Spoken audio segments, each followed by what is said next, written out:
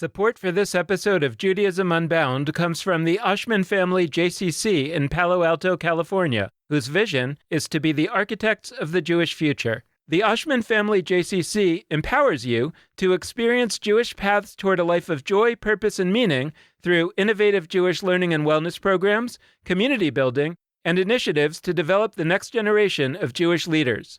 Learn more at www.paloaltojcc.org.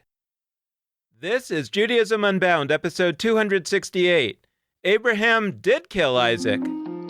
Welcome back, everyone. I'm Dan Liebenson. And I'm Lex Rofberg.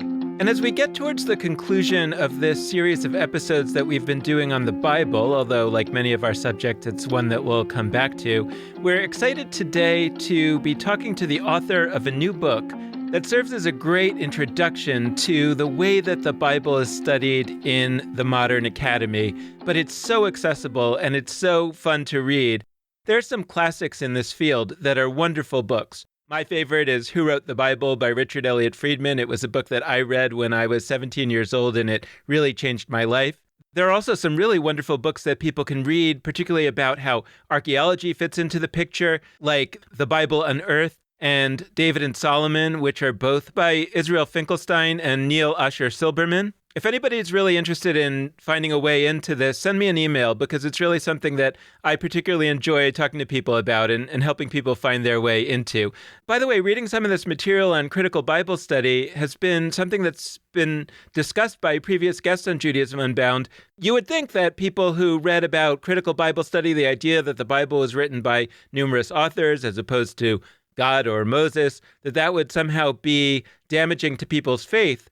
And maybe for some people it is, but for other people whose faith has already been shaken in some of those ideas, the opportunity to connect to the Bible in a different way and to understand the Bible still as a really important and powerful work, and having never been introduced really to how this book might have come about in a different way other than the traditional way that it's been taught, can be very liberating for people and very exciting and very inviting back into Judaism. And that's something that we hope that maybe this series has done a little bit for some of our listeners. And some of these books are really amazing opportunities to dive deeper into them. Our guest today, Tzemah Yoreh, is the author of a new book called Why Abraham Murdered Isaac: The First Stories of the Bible Revealed. And unlike some of the other books, which are more organized chronologically, this one is organized almost like an archaeological dig, where we're really trying to understand what was that base first layer of the Bible, and then how and why was it added onto. And we look at that story by story by story, and it's just a new way to present this material in a way that we found particularly engaging and exciting.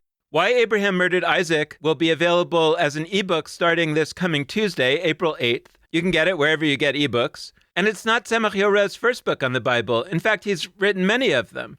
You can find them all listed at a site called Modern Scriptures.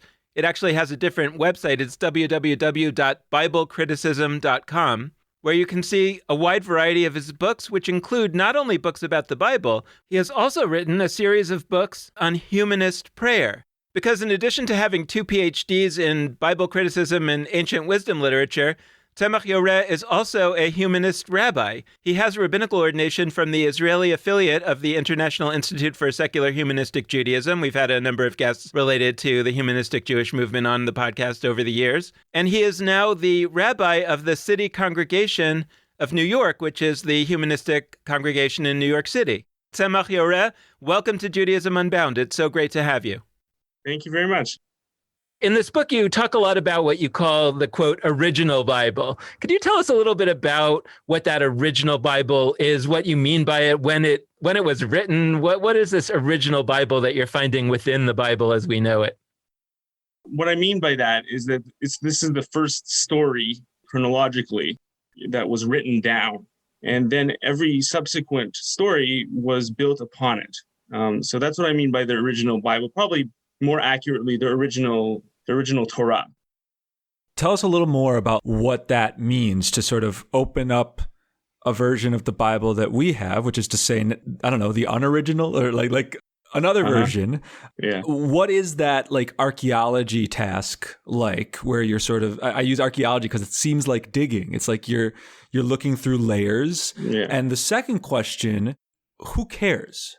You had a great Fair enough. sentence or two in your book where you're like, so one person wrote the Bible or 25 people wrote the Bible. Like, so what? We have a thing now. Like, what is it? What are the ramifications if multiple people wrote this, or if there was an original source or not?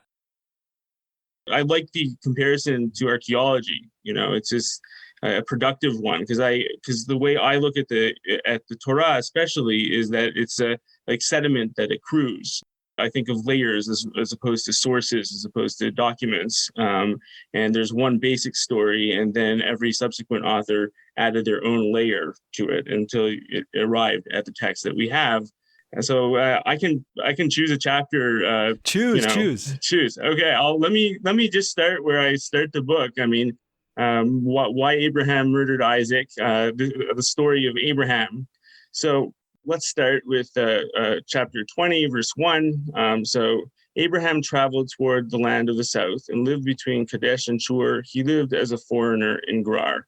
So you can ask, like, why did I start here?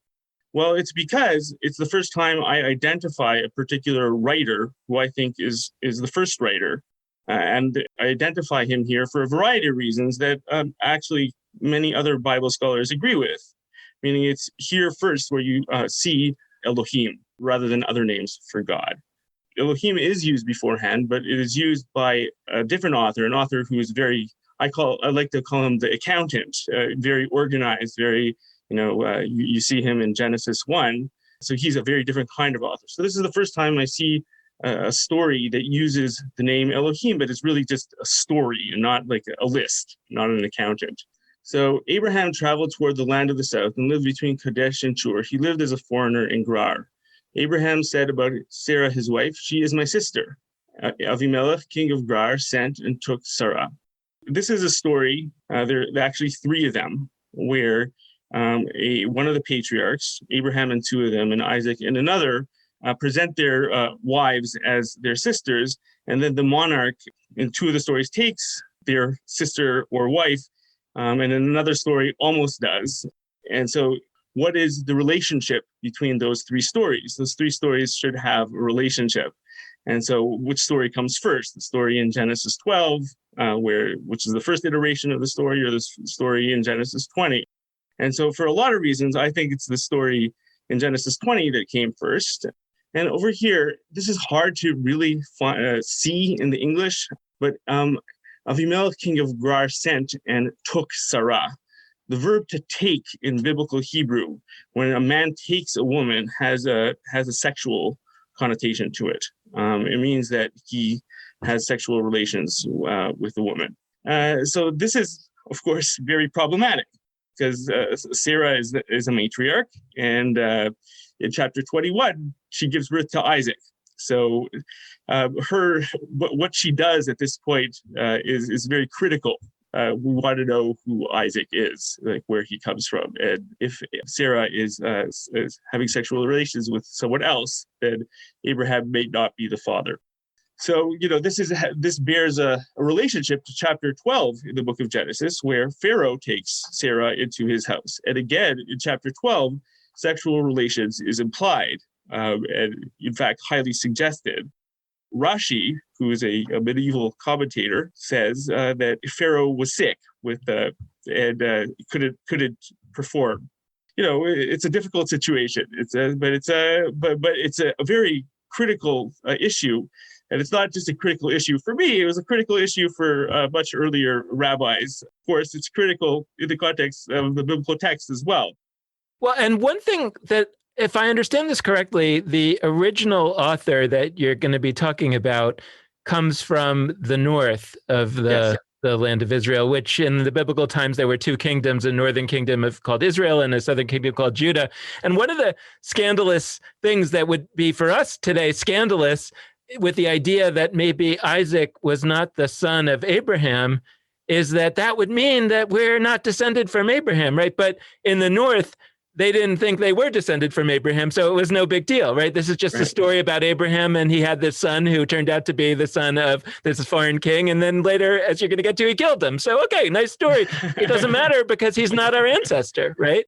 To an extent, that's right. Meaning, in the North, it seems like the myth that at least this original story is telling is that Jacob was the ancestor, and Jacob was not the son of Isaac. And so, where does Jacob come from? Well, the answer I give is fairly glib. I say he comes from Beersheba, but which is a place, which is a place, yeah.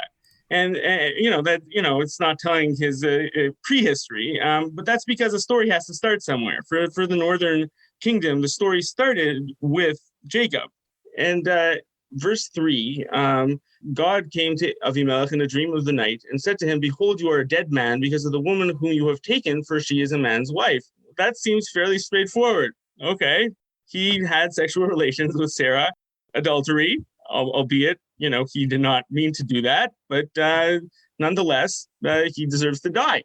Seems fairly unjust. He didn't know what he was doing, but the sense of what is just and what is not just, it's a story. We don't have to be completely tied to those notions. We can just hold them in reserve for questions later.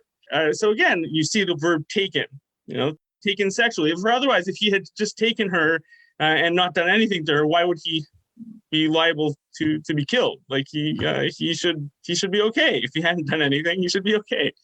For all that implication that they had sexual relations, verse 4 immediately goes ahead and says, "Now Avimelech had not come near her." Okay, that's news to us, considering what it was implied. But here you have a contradiction, meaning there's one version that's the first verses are implying that they had sexual relations, and now immediately it says they did not have sexual relations. So here we have a contradiction, and we have to resolve it. And one of the ways we resolve it is by assuming more than one author. So here's the beginning of that happening in this chapter.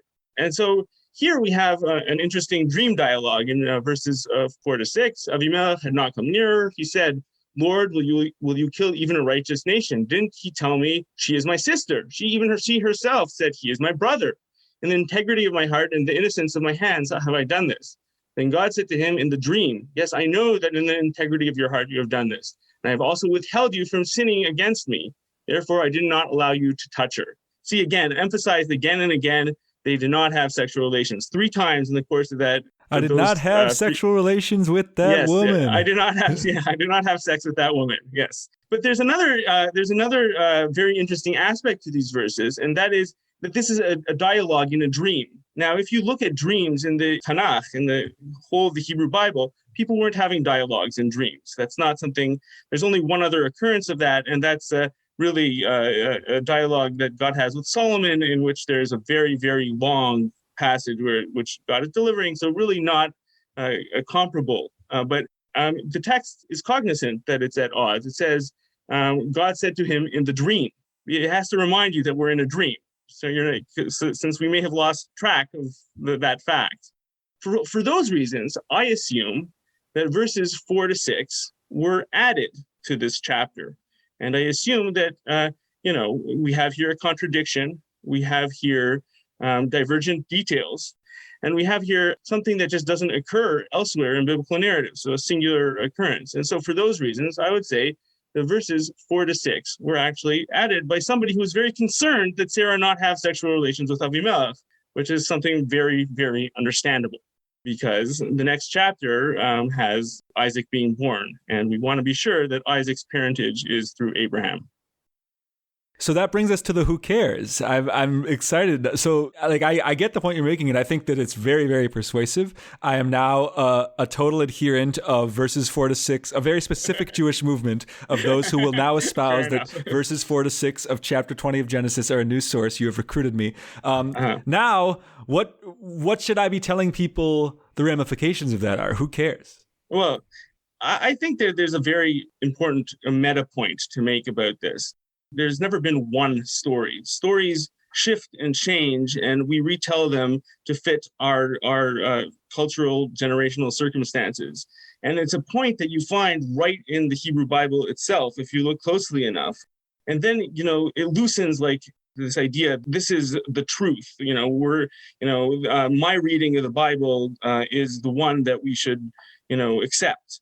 I look at it through a supplementary, a accretional paradigm that stories built upon each other, but there are just multiple stories out there in the Hebrew Bible, multiple perspectives. And so nobody has a monopoly over the story.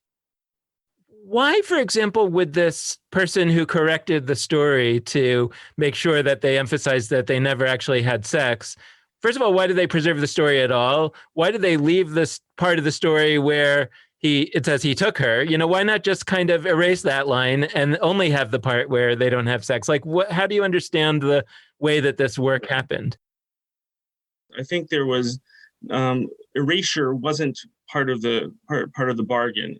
What that means is that it's accretional. People just built on each other. And the reason for that is fairly straightforward.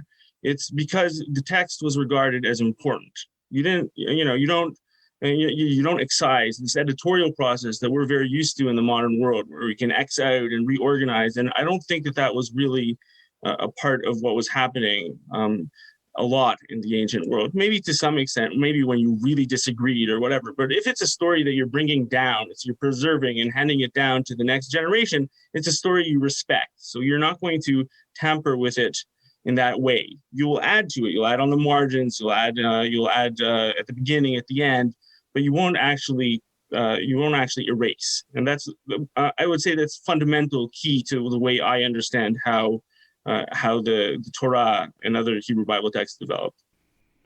Follow up on that. I mean, I agree with you in many ways. I also want to play devil's advocate because, like, by definition, if something was in the original Bible and erased, then we don't have it. So, like, we can't point to it and say, yes, a strategy that people used is they sometimes erased stuff, because if they erased it, they erased it. Absolutely. And so that's not to say I think for sure that happened. I do think that what you're saying about how something can have like cultural cachet so that you can't really erase it at a certain point, I think that's true. Yeah. And I think that there's some complications there. And so I guess this brings me to a related question, which is, maybe I wouldn't argue that there's people erasing, right? But for those who would say, okay, Tzemah, I'm with you, but like, I'm not so sure about this original Bible. I can agree with you that there are different sources happening in this text of Genesis 20, but I'm not sure that one of them is, say, the original, so much as it's part of a source, which people, they have names for these sources, J and E and P and D, all that stuff. Like, they would say, yes, this points to there being multiple sources that are sort of in conversation with each other, and that there's like a redactor putting together at some stage, etc. But they would argue it doesn't necessarily point to an original Bible from which the others flowed. So I don't really know where I'm situated in that debate, but I'm curious how you would articulate your case that no, this specifically does point to an original Bible and not to multiple different traditions in different places or times that were put together. So you're absolutely right that that's a weak point in any argument. The argument from the silence is hard to make. What if something is erased? I will never know that it was erased. And we won't know. When you make that kind of argument, the way you have to proceed is through aggregate. If you find coherence at each level, if you find a story that's being told, a story that is coherent at each stage, it seems more likely. I think that it's more likely that the dynamic of erasure was limited. The test of a model in any scientific endeavor is how much it explains, how much new insight you can gain into it. And so I submit that my paradigm might be wrong, and I'm fully willing to admit that. But I will also argue that it provides a lot of interesting new insights about how the texts work. And that's why I think it has that validity to it. Meaning, this is just a particular example about the murder of Isaac. But let's go to Genesis 22. So we're at the murder scene. While you may ask, there wasn't a murder in Genesis 22. Right before Abraham brings down his knife, the angel of God calls out from heaven and says, "Do not murder him." And then Isaac is replaced by a ram. That's how the story is. That's how the story is told. But there is plenty of evidence that somebody was trying to cover up the scene of the crime. the most suggestive verse, without any biblical criticism at all, is verse 19 in Genesis 22. And that is, so Abraham returned to his young men, and they rose up and went together to Beersheba. What's the problem here? Isaac's not there. Something happened to him. Okay, you could say that that's an omission. Okay, yeah, Abraham, the story's about Abraham. It's not about Isaac. So he went. But that's really an inadequate answer, considering that in previous verses, they emphasize that they went together twice in verse 6 and verse 8. And so this was actually very suggestive to post-biblical midrashim, which are elaborations of the story of the biblical text, that Isaac was actually sacrificed. And there's a whole book about it by Shalom Spiegel called The Last Trial. And he talks about this tradition of where Isaac was sacrificed. So this idea was present in the minds of early rabbis interpreting text. And in liturgy and in prayers, you have references to the ashes of Isaac. Why do you have references to the ashes of Isaac? There was no burning. The ram was burnt. So again, it was very, people allude to the murder and then say, oh, the murder didn't happen. First of all, we have the motive. The motive, I think, is Abraham. This is not Abraham's son. So that's a flashback to Genesis 20. It seems like that Isaac may have been Avimelech's son. The early rabbis interpreting the text were worried about that possibility and had Isaac looking exactly like Abraham, because what would people say if Isaac didn't look like Abraham? So they addressed that possibility very early on, that Isaac was Abraham's son and not someone else's son, not Avimelech's son. But there also has to be God's motive. Like, why does God ask Abraham to do it? The classic thing, God is testing Abraham, but that's kind of a cop-out, I would say. God. So why does God test Abraham? Why did Abraham warrant this kind of horrible test where he commanded Abraham to sacrifice a child? Again, we have to go back to Genesis 20, and we see that Abraham simply did not trust in God. Trust in God is very important to this first author, to this first version of the Torah. And Abraham didn't trust in God because he presented his wife as his sister. He didn't trust that God would protect him. And so he created this horrible scene where Avimelech took Sarah into his house, and trusting in God is the most important thing for this particular storyline. And now, since Abraham did not trust in God in Genesis 20, God demands of him a much higher level of trust, of obedience. And that's why God commands Abraham to sacrifice his son. I'm curious about understanding this original Bible a little more. First of all, I just want to reassure the readers that if they read your book, they will find that there's additional linguistic and evidence that you find in the story of the sacrifice of Isaac that it really happened, that the murder really happened. So just a note on that particular story, we can really sort of play it all out. But can you talk to us a little bit more about what are some of that author of the original Bible? What are some of the other worldviews that are maybe different from the Torah as we know it? And maybe some of the other elements that fall into the story. Like, for example, when I was a kid, and I've talked about this, that I read Richard Elliott Friedman's book, Who Wrote the Bible, when it came out in 1987, and that was life-changing for me. And the most exciting thing for me, I remember to this day, was the discovery that Moses and Aaron weren't really brothers.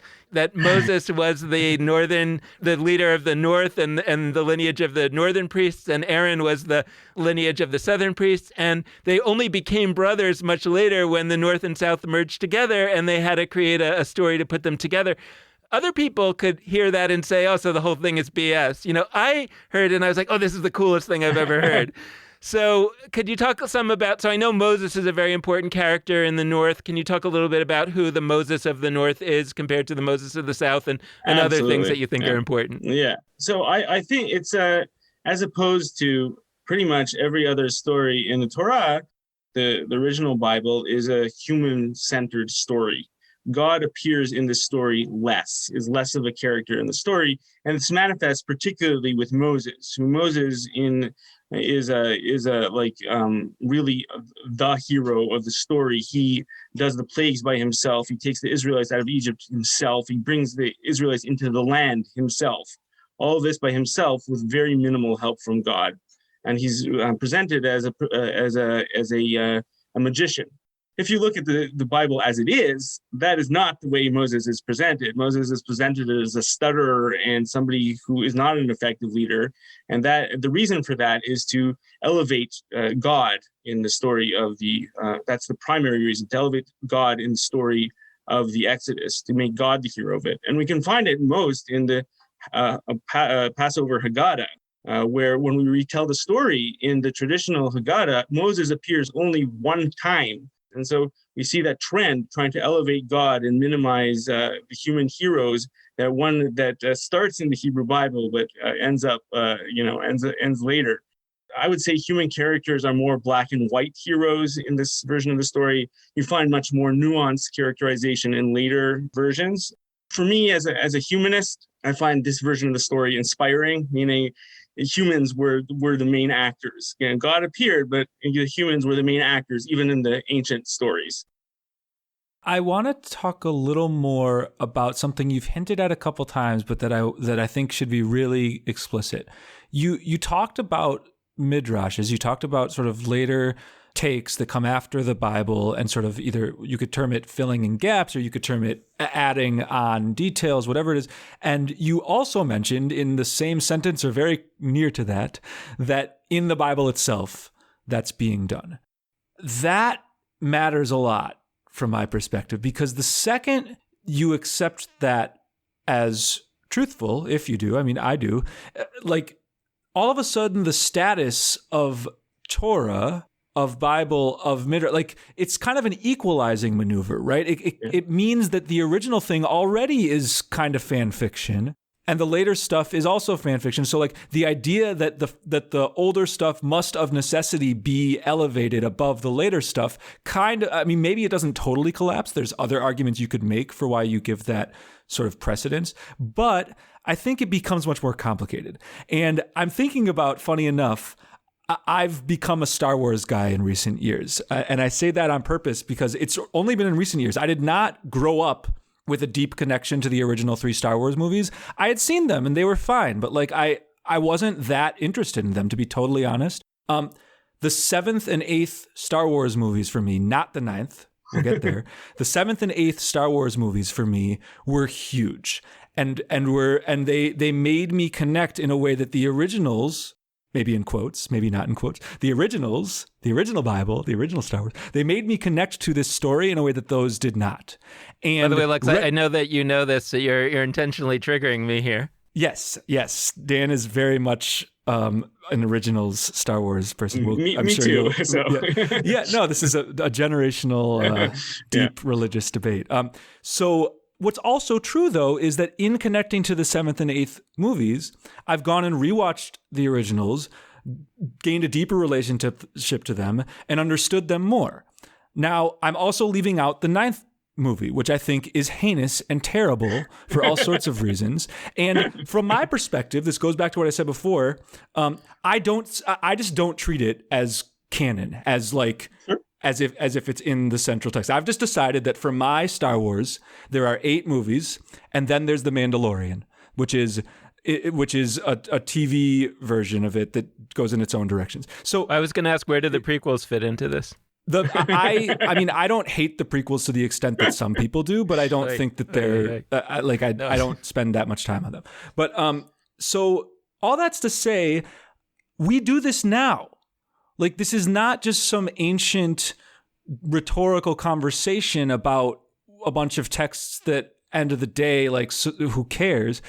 This could have major ramifications for how we understand ourselves today and what licenses we have. Going to what I said, like, I have decided there are 8 Star Wars movies in my canon. I feel like actually allowed to make that decision because I don't think that the Star Wars movies are from God. I don't think that they are like, I'm clearly taking this analog too far, but like, I have the right to make my canon. So do you. You have the right to say that there are no 7, 8, and 9 if you think so. I think you're wrong. But like, that's important. Like, how could we think about this not as some ancient, trivial conversation that doesn't really matter, but actually is deeply relevant today? Yeah, no, absolutely. I like your analogy to Star Wars a lot. And like Dan, probably generational. I like the first Star Wars. I must confess though, I probably only watched one of the sequels because I was so put off by it. I'm sorry, Lex. That's okay. That actually strengthens the point, right? Yeah.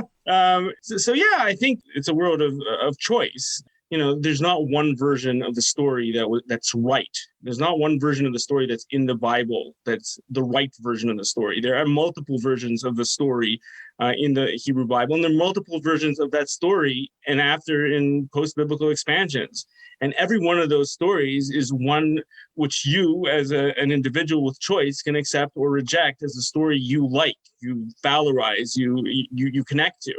That dynamic is applicable to all facets of our, cultural artifacts we accept and what we reject. And I like it. I like the analogy to Star Wars. Yeah. So can you talk a little bit about some of the differences of opinion, let's say, within the world of biblical scholarship? Because I think a lot of us who know anything about biblical scholarship have been introduced to it via this idea called the documentary hypothesis, which is a few hundred years old. I think the basic idea is that there were these 4 independent or quasi-independent sources that are each their own document. And so there would not be a way to say there was a, quote, original Bible. At the most, you might say there were 2 original versions, which we know of as the E source from the north and the J source from the south. And at a later point when they came together, it was kind of like to bring in pop culture references, it was like the Reese's peanut butter cup commercials where your chocolate fell in my peanut butter and it turns out that it's better together. And we merge them together. A+, Dan. And we have a Bible, and then some people come along later and they add some other stuff to it. But you talk very differently about what we know of basically as the E source being the original Bible, the oldest one from the north. And then, so can you talk a little bit about A, why you think that versus the documentary hypothesis, and B, what does that mean? Again, like Lex's so what question, like, does it make a difference in terms of how we understand the later versions of the Bible? I grew up with, in the beginning of my graduate school career many years ago at Hebrew University, I grew up with 2 competing influences. One was my advisor, Israel Knoll, who is a proponent of the way I read text, and the other was Baruch Schwartz, who's one of the best advocates of the documentary hypothesis. But my differences of opinion really, are fairly fundamental. I do use the same names for the sources. But fundamentally, it has I advocate an accretion, a paradigm of accretion. Stories build on each other. And the documentary hypothesis advocates stories being mashed together like Reese's. I, for many reasons, don't buy that happened. One of them has to do with the editorial process. I don't believe it is a good, the way documentary scholars conceive of mashing these texts together is an editorial process that really was occurring in the ancient world. And that's a matter for debate. I feel that I explain, uncover more through this paradigm than through the documentary hypothesis. But again, I'm talking in probabilities and I'm talking in extent. I'm not talking in truth. I don't think that my way of looking at it is the truth. And I'm not particularly attached to a particular, religiously to a hypothesis, to the documentary hypothesis or the supplementary hypothesis, which are not the only ones out there. There's a European fragmentary hypothesis as well. It's just that I'm not committed in that way. And I would say that's probably a big difference between me and documentary scholar hypotheses that I have encountered in the United States.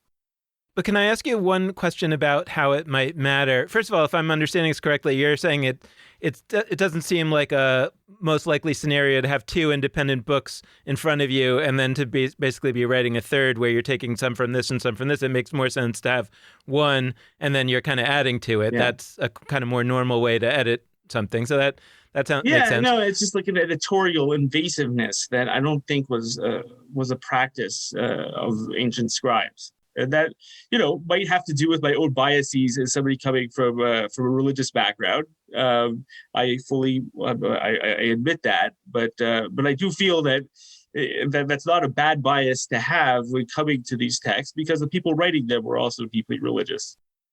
From a historical standpoint, I'm just sort of curious whether you think about, like, I think about, if you, under the documentary hypothesis, where you imagine that both kingdoms, the Northern Kingdom and the Southern Kingdom, spent some time independently creating a work of literature, and then later, perhaps when the Northern Kingdom was destroyed and the refugees came, they merged together these two pieces of literature, then that gives you a sense that the Southern Kingdom of Judah had a more vibrant cultural life earlier on than if you were to imagine that the North came along with their already extant document into this kind of backwater, and they were the great scholars, and these northern kind of hillbilly types were there, and then they kind of wanted to add some stuff to it to help the merger. So that kind of suggests that it would suggest to me that the South was a less impressive cultural place until later on in history. Is that right? Is that where some of the implications lie? The North is definitely just factually was the stronger and more dominant kingdom. You can tell. This is evident in the biblical text if you look for it, because the biblical text is predominantly told from the southern perspective, and so the southern perspective is elevated. But you can just look at it factually through the archaeological remains, through population sizes in the north and the south, towards alliances with other kingdoms in the area. The kingdom, there were times when, I would say the northern kingdom was like a middling kingdom, whereas in the south, they're a backwater. And you could have that perception that the South actually had more cultural, just by the extent of what the Hebrew Bible preserves. But that, there's probably plenty of stuff that the Northerners wrote that we just don't have any record of, and the Judeans just have a more coherent history to them, and that in literature, and so they preserve stuff the North didn't. I just think we just have to have a lot of humility when it comes to what we actually know. We know very, very little about the biblical about the biblical world. We can make a lot of assumptions. We can offer theories, conjectures, but what we know is not a lot, and especially about the Northern Kingdom. We know really little about the Northern Kingdom. We have so few texts from the Northern Kingdom. We have some texts in the book of, in the books of Genesis, Exodus, and Numbers. Then we have a couple northern prophets, and we have some material about Elijah and Elisha in the book of Kings. But beyond that, we just don't have, the North. We know so little about it, and this idea that this is the way it was in the ancient world is just, I think, one that is one of hubris, meaning we don't know what happened. We don't know how these people lived. We have to have a degree of humility about it. And that, the corollary of that is just giving value to the present. It's just as authentic. It's just as important and true. So as we get close to the close, I would just love to hear a little bit more, if you'd like to share, about your personal story. And I'm curious how you came to this, or what's it like to come from a religious background to academic Bible scholarship. And then now you're a rabbi in the humanist movement. And I'm wondering if that's no accident. It's certainly for me also, as somebody who grew up religious and found biblical scholarship, I was already on my way out, as were, I think, a lot of some of the folks that we've had on this podcast, like Shulam Dean and Abby Stein, also talk about reading Who Wrote the Bible as part of their journey out of Orthodoxy. And I'm just wondering if that was true of you as well. And now that you are a humanistic rabbi, how does some of this work that you do in your academic work, how does it influence the way in which you're a humanist rabbi? And I'm also kind of curious about how maybe the kind of work, if there were many, many more humanist rabbis like you, what might humanist Judaism become to the extent that it was really plugged into a lot of these issues? So I'm an academic brat, meaning both my parents are professors of Jewish studies, and my background is like a strong second wave feminist background. My mother was the first woman to get a PhD in rabbinics at Hebrew University. So I grew up with texts, Jewish texts as my bread and butter. But one thing my parents didn't ever do was theology. I was never told, God told us to do this, so we're doing it. Usually it was, this is the way we do it in our family. And I would say I came to my doubts through the biblical text. I've been very, very attracted to the biblical text from a very, very young age. I participated in international Bible contests. And I was really, when I was in yeshiva, when I was doing matriculating from high school in Israel, I went to a Bnei Akiva yeshiva, a very right-wing Bnei Akiva yeshiva. And the way I was taught Bible there really offended me, because it was like there are only specific answers. There are only these answers to these questions. You can't have any other answers. So the answers that you're allowed are the ones that the Mefarshim, the commentators say, and not others. And so that offended me. And so I went and deliberately went to the school in Israel where I was living, that really was known to be the place of heresy, Hebrew University, as opposed to, Bar Ilan University or elsewhere where you could study Bible from a more religious perspective. Because I wanted to be challenged. I would say that when I came in through the gates of Hebrew University, I took to it like my mother's milk. It was really just this makes sense to me. But I came to, I would say I came to doubt through the text. I started, I think it was after my army experience, I started doubting national narratives. It was just like I looked at the text and I said, why am I saying this? I don't believe it. Like I don't accept this. This is offensive to my values. I don't buy into it. And that attitude of doubt, I would say, propelled me to ultimately to rewrite liturgy for myself. That it's a very personal project. I've been doing it for 17 years. And ultimately, I came to the humanist rabbinate through rewriting liturgy. Like that's been my big project, still is. It's still constant. I'm rewriting Mao's Tzur, which is the most classical of the songs for Hanukkah.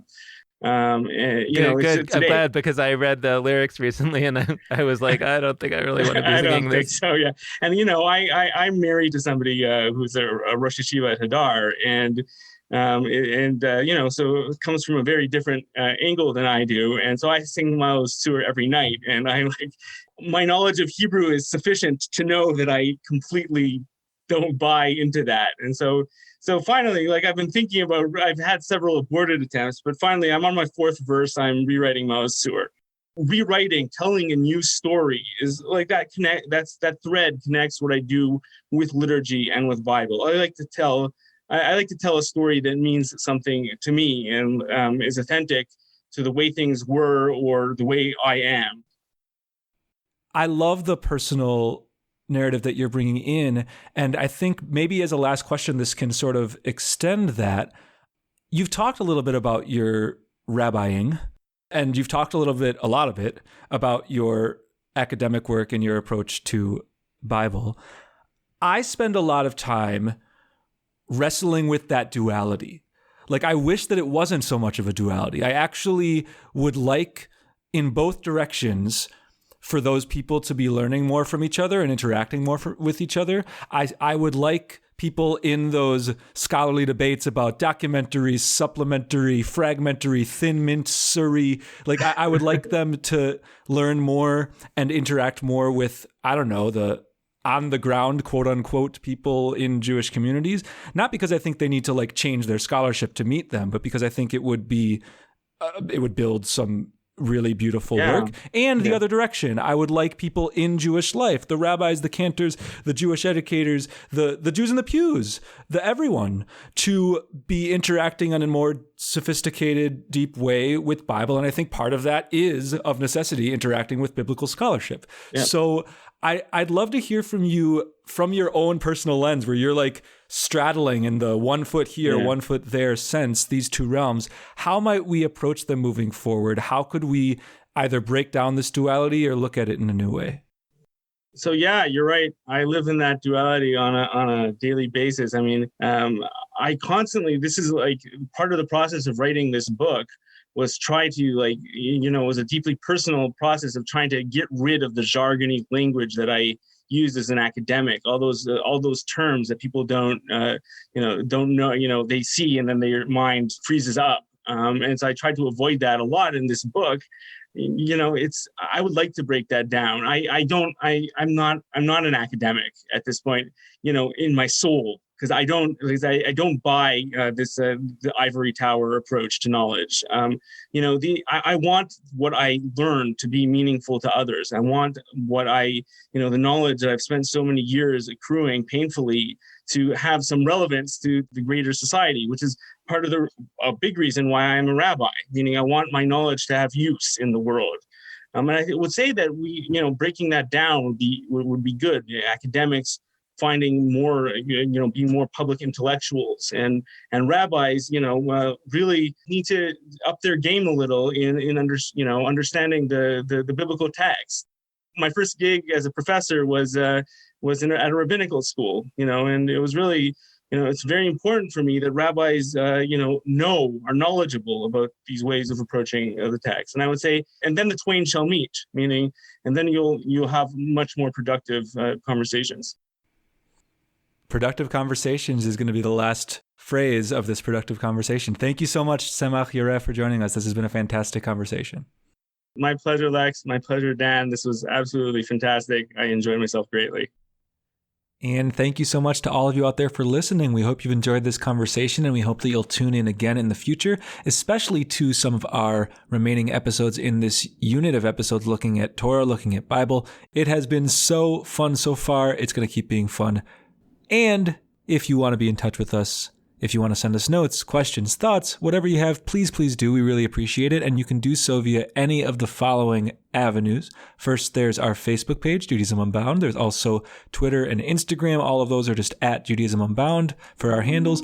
There is our website, JudaismUnbound.com. And there are our email addresses, dan@JudaismUnbound.com or lex@JudaismUnbound.com. The last request we like to make is that we deeply appreciate any amount of financial donation that you're able to set aside and send our way, which you can do via JudaismUnbound.com/donate on either a monthly recurring basis or just as a one-time gift.